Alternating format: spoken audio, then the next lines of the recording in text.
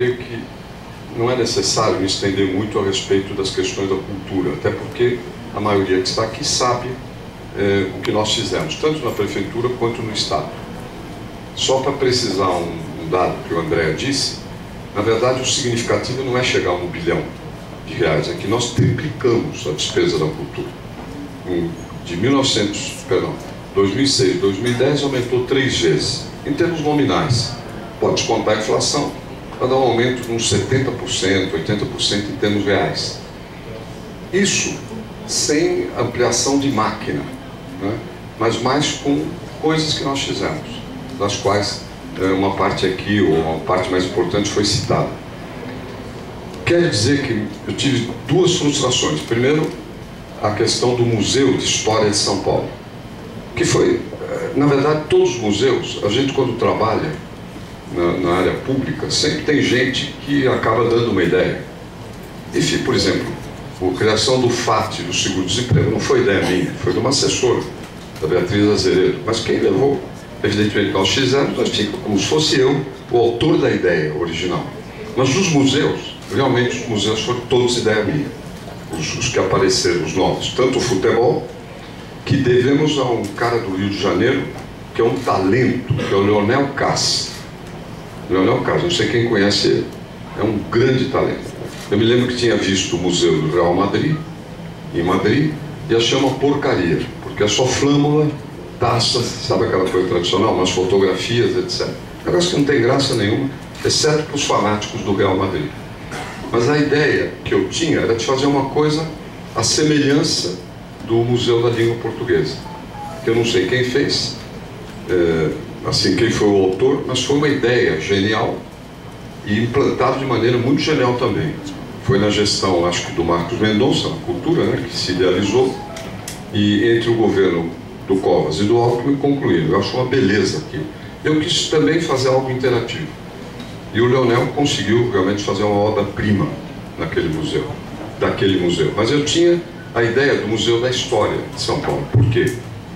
São Paulo, da minha adolescência pelo menos, hoje teria uns 5 milhões de habitantes. E a Grande São Paulo uns 10 milhões. Na verdade a cidade tem quase 12 e a Grande São Paulo 20. O que aconteceu? Uma caudalosa migração interna, não apenas do Nordeste, de gente de todos os estados. Então, o Estado e a cidade, até certo ponto, perderam a identidade. No sentido de uma identidade que existia e que mudou a composição demográfica. E eu achava muito importante que a gente recuperasse essa identidade, né? Que formasse uma identidade. Tanto é assim que eu consegui montar um grupo que escreveu um livro de história de São Paulo, que não existia. Eu me lembro uma vez que eu fui a Dallas, minha cunhada mora lá, e tinha um livro de história do Texas. Nos Estados Unidos, você vai para qualquer estado, tem um livro de história. Aqui não. Então, fizemos um livro, foi o Marco Villa que escreveu, pesquisou, etc. Revolução de 32. Tem o feriado de 9 de julho, ninguém sabe do que se trata. Até seria interessante fazer uma pesquisa. Ninguém tem, 90% não tem a menor ideia. Quando eu era criança, a gente sabia porque os professores tinham lutado em 32, tá certo? Então tinha exposição, tinha isso, tinha aquilo e tal. Mas pegamos também depoimentos, história oral de São Paulo. Isso é meio desconhecido. Ou seja, entrevistar pessoas para darem depoimentos sobre sua relação com São Paulo. Entrevistamos, eu não participei, mas entrevistou-se muita gente, inclusive o Plínio Sampaio, que agora morreu. Eu até peguei a gravação e a transcrição para mandar para a Marieta, a mulher dele, para os filhos.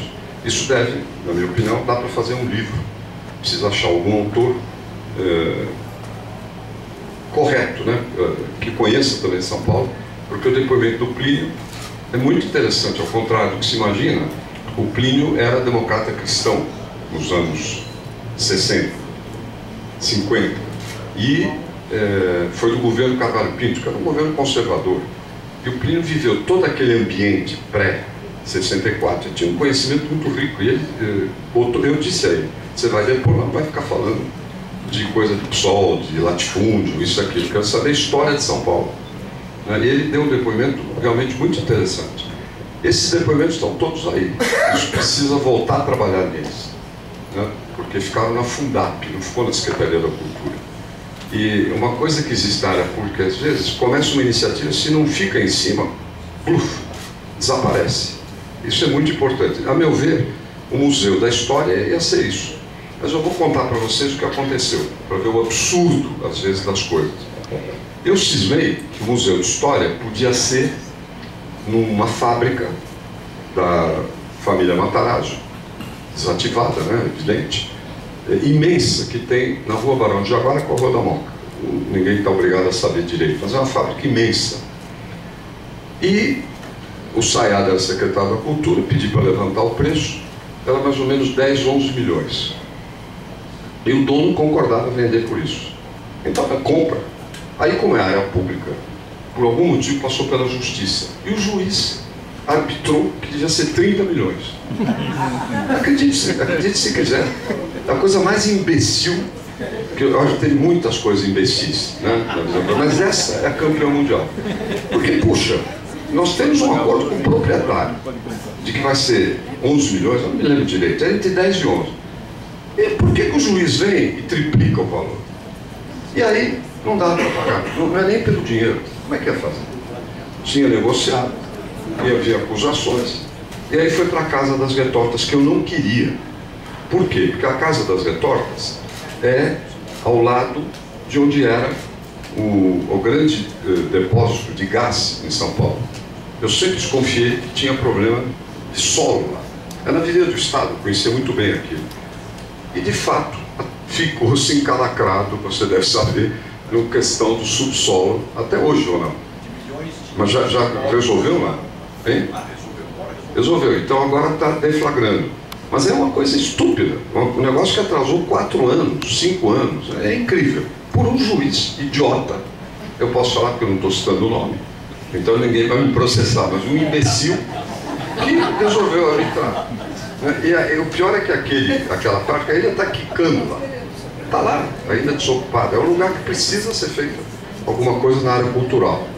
Eu nem sei se está tombado aqui. Bem, mas eu dizia, falar